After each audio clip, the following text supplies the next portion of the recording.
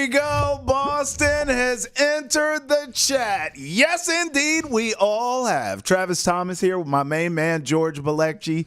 G-Beezy, I guess we're going to have to wait to see who the Celtics are playing in the finals after all. Scott Foster, you bastard. Oh, the extender, Scott Foster. The second the Celtics completed that sweep over the Pacers, Yeah. Adam Silver did one thing and one thing only. Picked up a phone, said, I need 5, and hung it up. I need 5. Karl Anthony Towns showed up. We'll break it all down. Oh. But Scott Foster, man, that fix was in. Some of the fouls called. A 3-second violation in the fourth quarter of a tight game in the playoffs on Gafford. What? Not saying the fix was in, but it was a bit peculiar. Scott Foster was out there. The fix was in. I don't care. Okay, we're saying the fix was in. By Allegedly. The way, get in here. Tell us what you think. 617-790-0928. Always important you throw the allegedly on there. Also, email us, thechat@nesson.com. Tweet us, of course. And look, we will have to wait a little longer to see who the Celtics play in the finals. We'll talk about that. Plus, the Patriots gave Drake May the bag. And they have money left to burn, so will they spend some of that money on a weapon for young Drake? We'll discuss that as well. And one of the most controversial figures in baseball. You're out! Pun intended. We'll talk about that as well. But first, you see what I did there? First, we always start with, let me get this off of my chest. G-Beezy, how you feeling? I'm happy to see Caitlin Clark go out there and just silence the haters. Yeah. 30 points, 6 assists, 5 rebounds, 3 steals, 3 blocks. Yes, in a loss against the Sparks. But there are just dumb people out there already calling her a bust. To assess any pro 7-8 games into their career and say they're a bust or not is just dumb. You give them a few seasons. Let's start there. Yeah. But for Caitlin Clark, just look up the numbers right now. She's the 19th leading scorer in the WNBA. Not for rookies. 19th best scorer points per game basis, just over 15 points a night in the WNBA. She's the first player in WNBA history with 100 points and 50 assists through her first 8 career games. Yes, they lost to the Sparks 88-82. Aaliyah Boston was dealing with foul trouble. If she shows up and she's not dealing with that and has to sit on the bench, maybe they pull off the upset. And this is taking on a team led by Kia Nurse, Cameron Brink, Rakia Jackson, Kurt Miller. That is a good Sparks team, but I just love Clark coming out, getting 30 points on the night, and only hitting 3 threes on the night as well. You know, she's hit less than 3 threes 4 times so far through 8 games in her pro career. Her entire senior season, that happened 4 times altogether. So she's not even finding it from 3 yet, where we know is what makes Caitlin Clark lethal and what has her bring a Steph Curry-type game to the women's basketball floor. She's not even clicking from deep, but she's finding her shot. I just love seeing this come from her. And again, shut up, haters. She's not a bust. She won't be. Just give her time. Yeah, haters, shut it up. Now, that's from the WNBA to the NBA here, where we saw the Timberwolves literally grind it out. I mean, 105-100, they survive against the Mavericks, extending the series there. I mean, look, I wasn't surprised. I did feel like, you know, we joke about the fix being in off the top of the show, but I did honestly feel as though this Timberwolves team, unlike the Pacers team, felt too good of a team to get swept. Yeah. They really did. Like, it just didn't make sense. And I'm going to be honest with you. I'll take it a step further, George. I would not be shocked if now that they got that off their back, remember, this is a young team, still trying to figure it out. They were cocky as all hell coming into the series. Now they've been humbled. I would not be shocked if they get another win here. I do believe it's too little too late.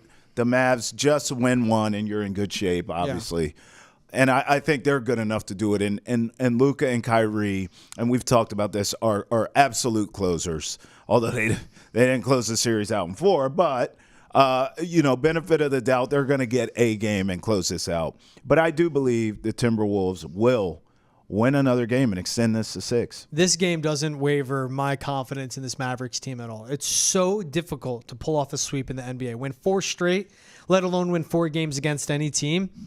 This is a Timberwolves team that before Luka and Kyrie went up 1-0, 2-0, 3-0 on them, everyone was saying, you don't want to see Minnesota in the finals. Celtics don't want the Timberwolves. They don't want Ant. They don't want Gobert. They don't want Karl Anthony Towns. That's Eventually, this Timberwolves team is going to show up. And these were tight games early on in this series as well. But the Timberwolves had Ant dropping 29, 10, and 9. All 7 shots in the fourth for him inside the arc, just getting to the basket and attacking. Got tired legs, stop shooting threes, go to the rim and make things happen. More importantly, the lift from Karl Anthony Towns. 25 points for him. Didn't shoot a single three until the third quarter. He's going to the cup. Exactly. And good things happen when that big man attacks the rim. You get the boost from those two. That's what good has happened. Also, Luka, 28, 15 rebounds, 10 assists, but Kyrie just 16. And the difference between game 3 and game 4, those guys dropped tonight 44 points on 39 shots. In game 3, 66 points on 40 shots. When you get that type of efficiency from those two, of course, it's going to lead to success. And it has to be mentioned, too, this was the Mavs' first game without Derek Lively. You saw him on the bench, messing with his neck. Yeah, he's not ready. Trying to move it around. Maxi Kleber back into the lineup. Yeah. They got a boost from Jaden Hardy. There's something. And like you said, though, you get that dead cat bounce from the Timberwolves. Yeah. They weren't going to go out quietly, especially Ant. And yeah, let's say Scott Foster helped him a little bit too. I still think they win one more game. By the way, Ant, you mentioned 29 points, 10 boards. Damn near messed around and got a triple-double, 9 assists there. How about Luka in a losing effort did end up with a triple-double, 28 points for him, 10 assists, 15 boards. You know, Kyrie, though, 6 for 18 from the floor, 1 from 6 from 3, 16 points, as you mentioned. Listen, this is a formula. If all of us still believe it's going to be the Mavericks in the finals, the formula is you have to shut down the role players. You can't allow P.J. Washington to light you up. And a lot of teams in these playoffs have allowed for that to happen. And quite frankly, that's why the Mavericks are where they are. But in this game, 10 points from him, not going to get it done. Kyrie, we mentioned, with 16 points, not going to get it done. You have to shut down the role players, the ancillary pieces around Luka and Kyrie, and then you have to neutralize one of those two-headed monsters. Whether it's Kyrie or Luka, we've seen both. We've seen games where Kyrie has gone off, and Luka's been neutralized or having a bad shooting night or whatever. Luka feels like the kind of guy that can beat you in so many ways. Some of me thinks it's Kyrie that you got to shut down. You got to figure out a way to at least slow him down if you can't shut him down. And to be frank with you, 16 points in a closeout game does feel like you did a really good job defensively on Kyrie, quite frankly. So if I'm watching this, which you know the Celtics are, that's the formula. You just saw it. For the Timberwolves to survive in this series, that's what you must do to beat the Mavericks in a series. We all, even if you think the Mavericks, like George thinks the Mavericks are going to give the Celtics hell and may win the series. None of us believe that the Mavericks are going to go up 3-0 on the Celtics. So the key is going to have to be shut down these role player guys, P.J. Washingtons and the likes, and I elect Kyrie, but one of the two you have to slow down in Luka or Kyrie, and really you can win that series. And you think of how the way the Celtics will match up with this Mavericks team. By the way, we're basically doing a post-OBL on Timberwolves. Minnesota fans, good for you. Fun season. You guys are dead. Mavericks are going to advance. When you have it's Drew Holiday or Derek White to start on Kyrie, mainly it'll be Drew. But if they go for a switch, it'll be between those two, mainly to defend them. Or they have the elite wings that the Celtics do, and Tatum and Brown as well. With those guys, will be matched up on Luka. Now you're thinking, well, if they get the bigger defenders like a Jaylen Brown or Jason Tatum off of him, I mean, look at what Luke Dort did to Luka. Gave him trouble when OKC was a matchup. He did. The big thing with Dort, really strong. Yeah, physical. And you have to be to match up with Luka at 230 and 6'7". Well, that's what Drew Holiday brings to the table, and Derek White can throw his weight around as well on that too.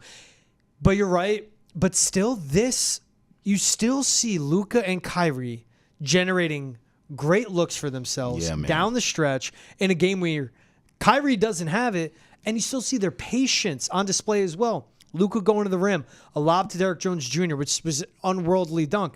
Or Kyrie gets a switch, wide open lane where other stars in the NBA would settle for the mid-range jumper, keeps going to the cup, underhand dish right to Gafford, turns around, reverse two-hand slam.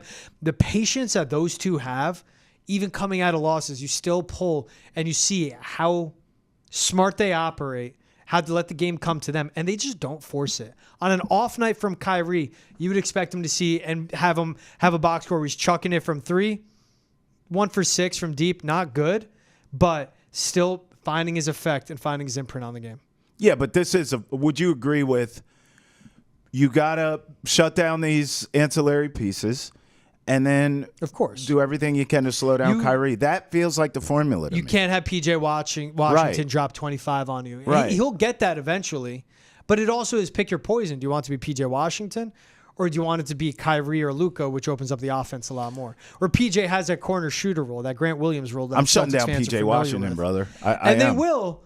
I have to. And it's in a way of, if you let him shoot the three, then that does stretch out your defense. And does that expose Kristaps Porzingis when he's back in the finals too? Yeah, there's so many parts to this. This takes me back to the Thunder series because PJ Washington was lighting the Thunder up. Yeah. And I remember thinking, like, how can you live with yourself? Like, if the Celtics lose a championship because Kyrie and Luka went off and there was nothing you could do, and they carried the Mavericks to a title, I can sleep well at night. Mm-hmm. If the Celtics lose the series, because, you got a couple games from Luka. Yeah, Kyrie gave you a couple. But P.J. Washington was going off, and some of these other guys, Lively, a Gafford, that's inexcusable. It's inexcusable. So it is a pick your poison, and that's usually what great teams. It's the same trying to defend the Boston Celtics. Good the hell luck with that, too, right?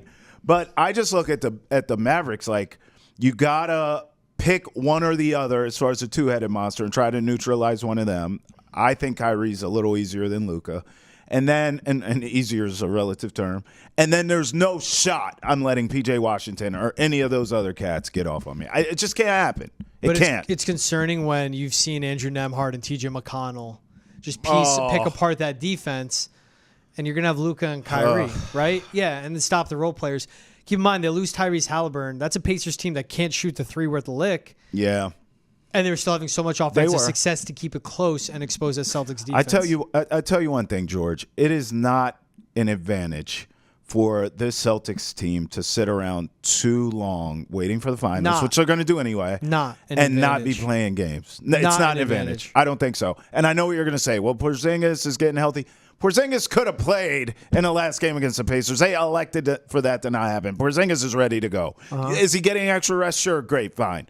But the Mavericks are continuing to play games. I just believe rust is going to be a factor, at least in game one. Rest or not, this is a 76-win team at this point in the season. And guys in that lineup, you know what you get with them. I don't think them playing matters. I do think the rest matters for Porzingis, to get him as healthy as possible for the finals. But no matter what's going to happen, if they were playing a 6-game series, he wasn't coming back against the Pacers. He could have been playing right now if they needed him to. Because when Woj puts out that report, could be back, is available game 4, and then the Celtics go, he's not playing. But Woj doesn't put that out without him being ready to play, right?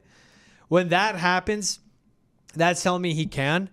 But when he gets dropped back into game 1 of the finals against a team of size, and it's crucial for the Mavericks to close out this Timberwolves because you need to get Derek Lively as ready and rested and as much treatment as possible on his neck because you need that big body down there on the boards, crashing with Porzingis, being physical with him. But his first game back after 5.5, 6 weeks away from basketball is Gafford, is Lively. Is Kleber now back into the fold, right? Is a P.J. Washington that can play physical as well? Is a Luka that can weigh a ton and throw his body weight down theirs too? That's going to take a game or two for Porzingis to find a shot again, get his legs back under him. And that's what's going to be crucial. How much can the Celtics do with a Porzingis not at 100% health, but also needs to get back into his game and get reacclimated to the game too? Because it's going to be timing. It's going to be his shot. It's going to be the physicality in his body sustaining these hits. And how much can he move, especially for someone you ask so much of on both ends of the floor? George loves the rest here for this team. I hate it. What do you say? 617-790-0928. Hit us up on the Boston Has Entered the Chat hotline. Also, please email us, thechat@nesson.com. You can also tweet us. And I wonder, because the tweets were rolling in here from Celtics fans, who do they agree with, me or George? Here we go. Wellingston, sir, tweets, Celtics having this much time off pisses me off. I'm with you, Wellingston. What is it, 8-9 days without basketball? It's Brutal. Absurd. Brutal. Also, TD Garden doesn't have anything happening until June 7th. There's a concert on June 7th. And yeah, there's the stars over there in Dallas, but you could be playing games right now. Maine, Boston Celtics. Celtics are waiting and resting, watching the Western Conference Finals. Meanwhile, chaos ensues at Waffle House, and they're just eating, having a grand old time. Just enjoying their time while the Timberwolves and the Mavericks just keep duking it out. Celtics Mavericks Finals. Loser has to bring back Grant Williams. Thank you, Coach Lou. This was well done. No, thank you. Both teams are saying hail to the no. You will never see a team play harder than if we lose, we get Grant back. They will never play harder to prevent that from happening. Imagine if you're him sitting at home. Hey, every time P.J. Washington hits a corner three, you go, that's what I do. That's what I do. Who's the main character in Once Upon a Time in Hollywood? Leo plays him. Sees him on the TV, points. That's Grant Williams at home. And B, imagine if you're Grant watching and you go, yeah, I played with Jason, but he let me walk in free agency. He didn't want me. And then Luka, the team that signed me, went to his GM and said, get this guy out of here. Get him out of here. He's a clown. That's a Grant Williams experience right now. Wasting away in Charlotte. I want to wrap up this basketball conversation with all this Bronny James news. So reports have come out that there's a few teams that Bronny James will work out for, private workouts before the draft, notably Suns and Lakers. Also, Bronny's agent says he won't sign a two-way contract. A lot of demands here, George. This is one of the things about like nepotism that actually ticks me off in a sense that I don't love this from Bronny. I certainly don't love it from Prime Son that we're seeing, well, he's only going to play for certain teams. I hated it, what Eli did to the Chargers. Like, I honestly, some of this nepotism stuff drives me nuts because there are thousands of players who would die for a tryout, for just a sniff at a chance in a pro league. And you have these guys with this entitlement and their last names and all that. Good for you, but like, I hate it because it's like, this takes away from the beauty of sports as far as I'm concerned. When you start dictating, well, I'm not going to go there. Well, I'd only go there. Well, I'm only working out for them. It's like, come on, man. You have so many guys, blood, sweat, tears, and years just to get a chance, an opportunity. And here you are picking and choosing what you want to do. I don't love it. It makes that quote from Rich Paul and that Chris Haynes piece in Bleacher Report and TNT even better, where he was like, some may feel like he's getting an opportunity because of his father being LeBron, but that's naive logic, especially in America. And then he's like, America was built on nepotism. James Dolan owns the Knicks, but his dad built the business.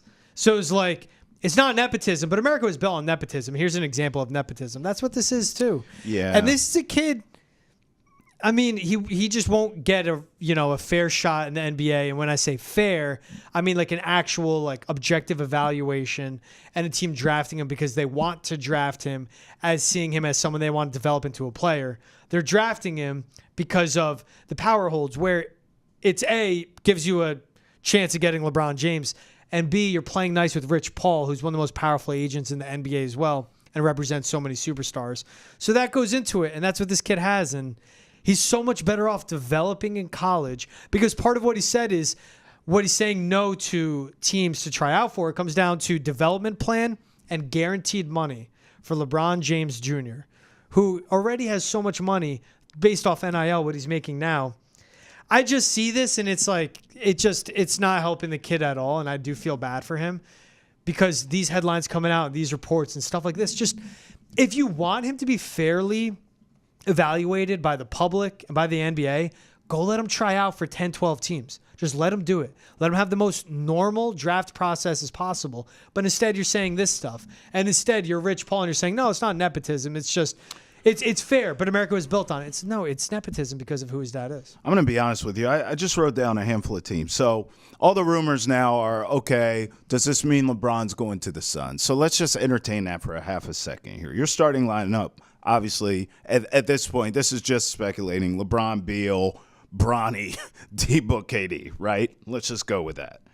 I just wrote down the teams that I would still take over them. I don't think they're beating the Nuggets. I don't think they're beating the Mavericks. I don't think they're beating the Timberwolves. I don't think they're beating the Thunder. So congratulations. You played yourself for a 5th seed in the Western Conference. Good luck with all of that. By the way, we want to hear from you. 617-790-0928. Hit that hotline up. Send us your emails to chat@nesson.com. Tweet us. Do it all. We want to hear from you. What do you make of Bronny? There it is, George. Drake May getting that shmoney, baby. He got the bag. 4 years, $36 million, fully guaranteed for the rookie QB. He is a New England Patriot officially now, my friend. Man, he was everything but this is a great job by the Patriots to get this done. 4 years, 36. He gets a lump sum of 23 hitting his nice bank account right now. Love it. Good for him at his age to make that happen. But you don't mess around. Like everyone knows what Drake May is to you guys. He's the future. That's right. You messed up on the guy you drafted 3 years ago. You don't want that same to happen to May. Right. And that's fine. You learn from past mistakes. But come in, bring them in, say, we're not going to do incentives. We don't want you to worry about that. Yeah. We want to give you 100% guaranteed money on this contract. So you come in and all he has to worry about, Trav, is football. That's it. Don't worry about hitting milestones. Don't worry about hitting incentives. Don't worry about how many starts you're going to get your rookie year. We will start you when you're ready and when we feel like you are going to be the best you and ready to step in. And when this offense is ready for you, they don't tie anything to that in the first 4 years. He goes out and he balls. And then when they enter into after his 3rd year in New England, before he starts his 4th year as your quarterback, either it's extension talk or they pick up the option. Bingo. That's where I was going to go. You're negotiating in good faith with this kid right out of the gate. And I think that's very important for everything you said. I mean, you're the number 3 overall pick. And you and I talked about this till the cows came home pre-draft of, listen, yeah, sure, if he's there and Drake May goes too, you take Jaden Daniels. But for the most part, all of our mocks, Lord knows you did 1,001 mock drafts, 2,000. and all of them, for the most part, unless you had them trading back, had Drake May going 3. So we knew this was going to be the guy. It's the guy. Don't play any games here. Don't penny pinch. Give him the money. And also, I would have thrown in a line of, look, we hope this is one of many contracts for you over the years down the road, and we want to always come correct with this. So, kudos to the Patriots. Not a shock that this got done, but I am still satisfied with the efficiency in which it got done and the fairness. And they still have $46 million to work with cap space. So what the big part was with all the cap they entered this offseason with, all right, you want them to go out, get a tackle, which they did, didn't love it. Get out a receiver. We don't love what they did, but they got it done. Keep the key guys in the building, the Christian Barmores, Mike Onwenu's, the Kyle Duggars, even the Hunter Henrys. The core. Establish it. David Andrews got an extension as well. All right, cool. He'll be your center this year and next. That's your right. first full actual year as a starter. Still $46 million. You can still go out there and get a weapon. Maybe get an actual tackle. They still have money to work with this offseason. I want to see Elliott Wolf go out and use it. I want to see Elliott Wolf go out and be active and pursue a receiver for him to get with, because I'm not satisfied with his room yet. And still with this cap space, Trav, they can cut Juju Smith-Schuster. It costs him $2 million more. If you get him out, you don't think he's working out with his knee, you still have $44 million to work with. So they got a great deal done for Drake May, and they still have a lot of flexibility with the remaining cap space of this roster. Well, you mentioned going out and getting a receiver weapon. Let's get to that in a minute. But I want to start with Nico Collins, who Drake May is not the only one getting paid. My man Nico, 3 years, $72.5 million, 52 M's guaranteed. Not a bad deal at all for Nico Collins. Oh. Before we get into the convo of what can the Patriots do to acquire a weapon like a Nico Collins, and maybe even you're looking at a contract similar to what he got, let's talk about him for a second in the Texans, because I am really impressed with, and we've talked about this team, the Texans continue to just do everything right. And to the point where I do believe there are some parallels in which the Patriots can learn from. Think about this. Obviously, you get a rookie quarterback in C.J. Stroud, number 2 overall, not 3, but number 2 overall. You get a rookie defensive-minded head coach not far removed from being a player himself in DeMeco Ryans. Parallels there. Gerard Mayo, hello, Drake May. So we'll see if it plays out the same way as the Texans, but if it does, you have one hell of a blueprint, because the Texans continue to do everything right. Re-signing Nico Collins here. bringing in another elite weapon. He's a pain in the ass, but an elite weapon nonetheless in Stephon Diggs. So you're surrounding your young quarterback with weaponry. The offensive line there is good. The defense is solid. This team went from laughing stock in the league, literally, to one draft and one proper head coach hire overnight to being a legit Super Bowl contender. I think the Patriots should be taking notes of this. Your thoughts on the Nico Collins deal? Well, you hit the nail on the head of everything that the Texans are doing for C.J. Stroud right now, because think about what they did. Yes, they got Nico Collins, drafted him a couple years ago. You go out and extend his wide receiver one. Tank Dell, who you drafted after C.J., was handpicked by C.J. Stroud. Dog. Go out and sign Stephon Diggs on a prove-it deal. That's your wide receiver 2-3. That's another dog. Extend Dalton Schultz. Go out. Jonathan Greenard walks. Bring in Danielle Hunter on a 2-year deal where he's still at the prime as a pass rusher, and continue to draft on the back end of the defense to help them out, but to continue to build around C.J. Stroud. I need a healthy offensive line this offseason, and you kept Bobby Slowick as your offensive coordinator. Yes. The Texans have absolutely crushed this offseason because with the rookie scale contract on C.J. Stroud, you kept his wide receiver one for him, and you know you're going to have C.J. and Tank Dell as well for the next few years. And we'll see what happens with Stephon Diggs. Is it a one and done? Maybe. With the Texans, or do they bring him back on extension too? This was interesting on these numbers for Nico Collins. 3 years, up to $72 million. With $52 million guaranteed. When I saw this, the first person I thought of was Devontae Smith, who signed a 3-year, $75 million contract, but $51 million guaranteed. And this is where people have to take notice of when it comes to when a guy gets paid. Petty. Who's next up? It's so petty. It's a pettiness, but it's Nico Collins. I want to be paid more. You see Devontae, I want more. Okay, one more all right. We can't get you up to that 75. We'll give you $1 million more guaranteed. That's Same crazy. thing. And think about their numbers. Devontae Smith, who had Jalen Hurts as a starter since he's been in the league, 240 catches, 3,100 yards, 19 touchdowns. Nico Collins, 150 catches, 2,200 yards, 11 touchdowns in 3 years. But with C.J. Stroud, 80, 1,208.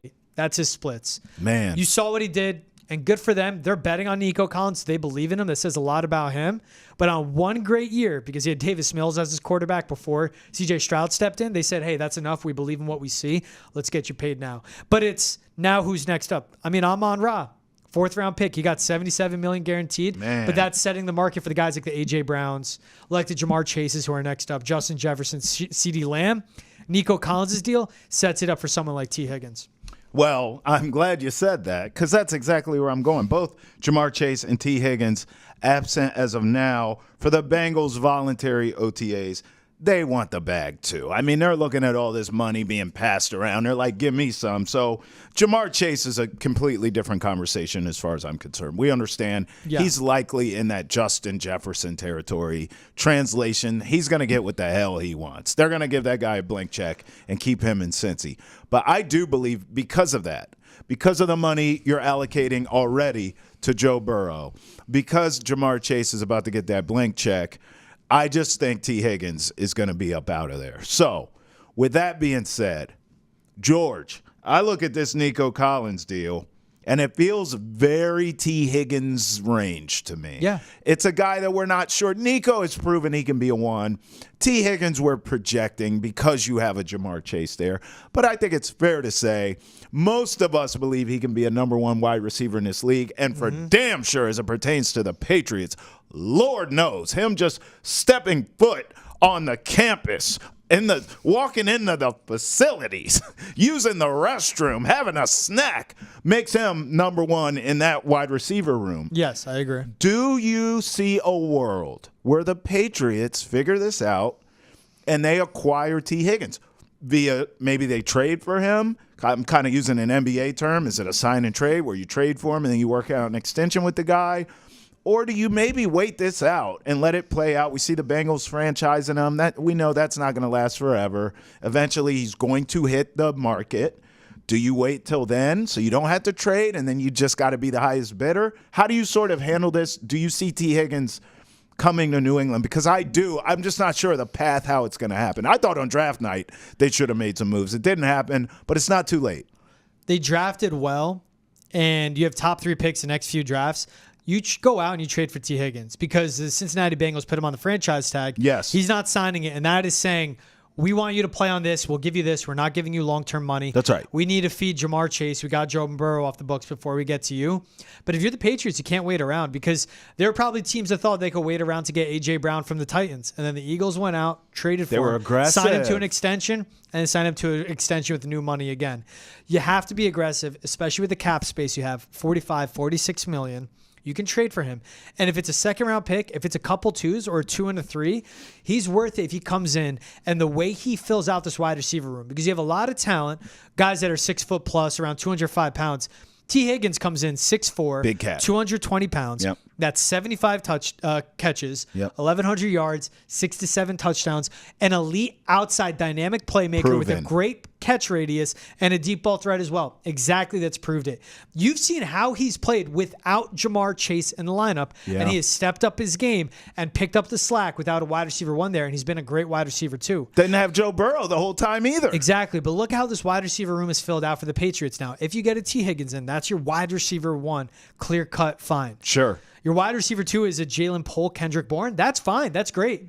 That's your wide receiver 3, Kendrick Bourne, Jalen Polk, Javon Baker, Demario Douglas. You have KJ Osborne, who's on a 1-year deal. Get out of here. You got a unit there now. It changes the entire look of your offense if you go out and get Tee Higgins. Right. You still need a tackle. Right. But that's a wide receiver 1 that is clearly a wide receiver 1 here in New England. It's not a bunch of wide receiver 2s. It's a wide receiver 1 with a bunch of wide receiver 2s. And I am fine with that. Yeah. Look at the Green Bay Packers and their model for success on an offense. Christian Watson, Romeo Doubs, Dontavian Wicks, Jaden Reed. All second-round picks, some first-round picks, but all deep in the draft. Yeah. All wide receiver 2s. Build it out and give your quarterback so many options to build chemistry with, and it works. You have a deep wide receiver room there. I think that's a great point. If you're giving up, hypothetically speaking, for the sake of combo, you said a second-round pick, right? I mean, listen, just hearing you talk about the miss rate with wide receivers makes me think, yes, you do still need a tackle. However, if you keep your first-round pick, I mean, the miss rate on offensive linemen in the draft are significantly lower than it is wide receiver. Wide receiver is just, you're rolling the dice. You just are. You could have an all-world guy or you could have a guy who stinks. And Lord knows we know that around these parts with all the wide receivers that was missed on in the Belichick era. So, listen, like second rounder, give Tee Higgins a bag. You have a bona fide guy who we believe could be very special, but at worst, he's going to be a solid number 1 on your team with a gang of young wide receivers there. And then you draft your tackle, which is a much safer proposition, drafting a tackle in the first round than a wide receiver. Yeah. I don't hate it. And you look at what the numbers are. Where it gets me, and this is where it could be interesting, think about 3 guys that signed extensions or new contracts this year. Okay. Calvin Ridley to the Titans. Oh, my gosh. $50 million guaranteed. Yeah, he got paid. Devontae Smith with the Eagles. Right. $51 million guaranteed. Right. Nico Collins now with the Texans. 52. Tee Higgins is going to get 54 to 55 million from for sure. Now, will the Patriots step up? Because they were outbid by the Titans, so they say. Right? They came in and they said, we were trying to pay as much as we can, taking into account that we have a higher tax rate than Tennessee that doesn't have one. Right. And then Robert Kraft backdoored in. Maybe the quarterback situation had an effect. But if you are the Patriots, you can go out and you could trade for someone, say you're here, here's the money. Right. And the reason they didn't sign DeAndre Hopkins last year, because Matt Gross said we didn't want, if we gave him more money, to piss off other guys in the room, like a Devontae Parker. All right, Devontae Parker's gone and he stinks. Who cares? And who cares if you piss off Juju Smith-Schuster? Because he's not healthy and he sucks. He's pissing us off. You bring in Tee Higgins, who is an alpha and a wide receiver 1. You trade him and go, here's $55 million guaranteed. Yeah. You are our future receiver with our future quarterback. And if this works out for a guy that's 25 years old right now, you could get a second contract. Because if you give him 3 or 4 years, when he's 28, you sign him to another short deal. And then you have him until he's 31, 32, his years in the league. That works perfect. And you have him mature with Drake May through the years. You get him that number 1 wide receiver, and you have the cap space for it. Builds up over the years, too. You give him $55 million guaranteed. It works. The market has set that number, but you could trade for him, get him in, and you give him that money. I love the line that you said, he matures with Drake May over the years. I think that's true, big picture, which you often do think about. You're a big picture guy. But I am a short-term thinker too. And I look at this. You want to develop Drake May. You want to put him in the best position and be successful. You go get him a Tee Higgins right now. Because what do young quarterbacks do? Lock in on guys. What do they struggle with? Going through progressions. I mean, Drake May just dealt with this in college. And his weakness is his progressions on the field. That's my point. He dealt with – I watched him so much at UNC it would make your head spin. And he didn't have his best wide receiver for most of the season anyways. So this guy couldn't – he didn't have a go-to guy. He had to, like, someone get open for me, please. And, oh, by the way, his offensive line sucked. So – I look at this as like, you want to help your young quarterback have everything he needs to be successful. Yes, I want them to grow and be happily ever after, forever and ever, amen, over the years. But in the short term, help his ass out. Get him someone who's a bona fide one that, hey, man, play breaks down. You have the capability, Drake May, of buying time with your legs. Keep your eyes downfield and find Tee Higgins. Yeah. I mean, that's helping him become who we need him to become.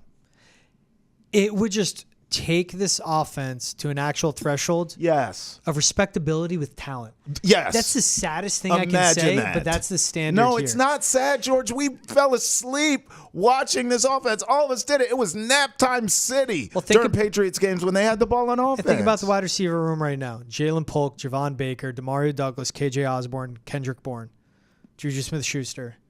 I'm falling asleep saying that. I mean, right. But if you get Tee Higgins, it opens up so much more with this offense. It helps your rookie quarterback.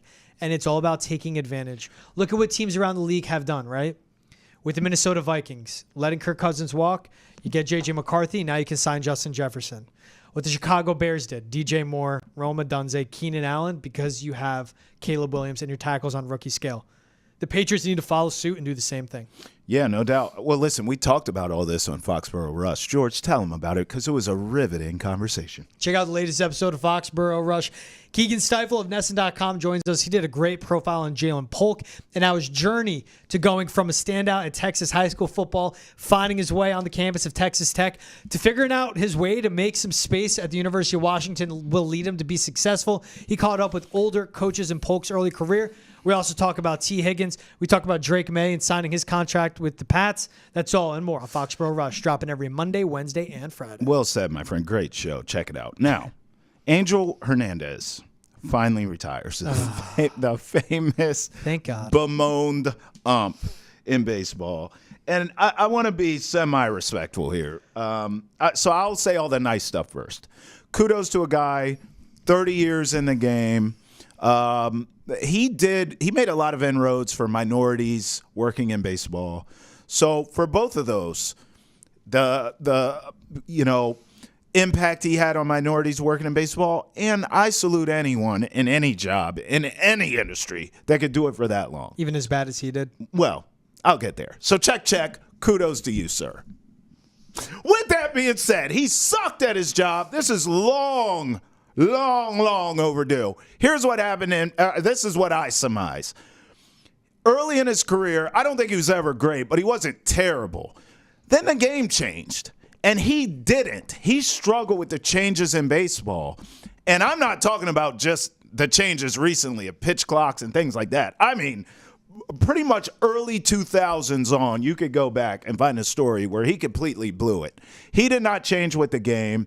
His attitude was putrid at best with these players. All the players hated him. I think the umps loved him, but who gives a rat's ass what they think? Because a lot of these guys need to be put out to pasture anyways, because just like him, they didn't change with the game. I am all for robot umps. I know we're going to talk about that, and let's have the convo. I'm ready to get there ASAP Rocky. I was ready to get there yesterday. A lot of these old guys have not been able to adjust with the game. Angel Hernandez is one of them. I have never in my life seen a strike zone worse than his. Like, what is this? Like, bro, these are clear balls, and you're calling strikes, and he was a mess. So good riddance to you. Thanks for your contributions, but this retirement, which I believe is forced, by the way, I think baseball got sick and tired of being sick and tired and said, listen, bro, you got to get the hell out of here. And again, I'm not letting some of these guys off the hook. He was the worst. He was a ringleader, no doubt about it. But it's a lot of old-ass umps that are trash, and they need to be next. Bring on the robots. Hell, AI and robots are going to run us all anyway soon, right? Bring it on in baseball. I'm ready for it. I like the artificial intelligence umpiring games. This is great for baseball. Angel Hernandez retiring. Yes. Because you have a sport that's struggling to get viewers on TV, that's struggling to grow with a younger audience. And if you have people throwing on a baseball game for the first time and watching it, and Angel Hernandez is out there absolutely blowing strike calls a foot off the plate and out of the zone, time and time again, calling strikes and not held accountable, people are going to shut it off. Because what are you watching? Right. And anytime you think of Angel Hernandez, you just think of how awful he was at his job. He didn't add to it. You could have the characters like Joe West who are umpires, but Angel Hernandez just straight up sucked. This is great for baseball that he's out of the game finally, because you can move on and you don't have to have other umpires cape and protect him because of whatever BS brotherhood they have. That's right. He was awful at his job. He took away from games. He took away attention, ejecting stars of the game. Oh. Like Bryce Harper, check swinging at the plate. Hernandez calls him out from third. Wasn't even close. Harper calls him out, and all he says goes, "You swung. You swung." Manager throws him out. Manager comes over and goes, "He swung." That's his justification. He was just so bad at his job. And you said it. You could go back to like 98, 2000, finding some of his worst calls. If you literally Google him, Angel Hernandez, first thing that follows is worst calls. Yes. Angel Hernandez, most embarrassing wrong calls. He was awful. That's what comes up on YouTube and Google. And it doesn't stop. Literally go to 2001, Cubs game, had an awful call in the 6th, guy singing "Take Me Out to the Ball Game" in the 7th, pointed him out, and then Angel Hernandez threw him out. I believe it was the Super Bowl champion for the Bears singing the anthem for that one. This guy was so bad for baseball that his retirement should be celebrated as MLB taking a step forward as a whole and finally being done with him. This is a guy that tried to sue baseball, too. Unsuccessfully did it, but for racial discrimination because he never umpired a World Series game. Dude, because you suck at your job. But he did help. MLB, that has a majority of Hispanic players. Yeah, racial discrimination. He did help a lot of minorities. That's the thing. Like, I want to also, look, I thought the guy was terrible. I just want to be clear. But at the same time, my hat does go off to him. He did make a lot of things happen for minorities who work in baseball. I don't want to like take that away from him as a minority, my damn self. Like, I appreciate that. But at the same time, bro, like, you just weren't good. And it's as simple as that. Now, I am ready to move on from him and a lot of these old farts and get to the robot umps. But this week, Rob Manfred said a few things. So, no robot home plate umpires are likely until probably 2026. Here's some quotes. "We have some technical issues," he said.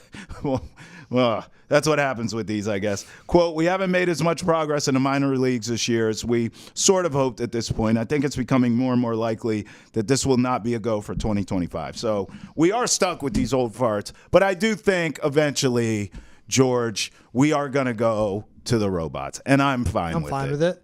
It's why does everyone watching at home and even everyone in the stadium know the strike zone, but the guy behind the plate doesn't? That's what I'm saying. It's unfair to umps. Yes. Put something in their ear. They still have to make calls at the plate with the runner coming in. Yes. Bang, bang, play with the catcher. Same thing first, third, second, all that, right?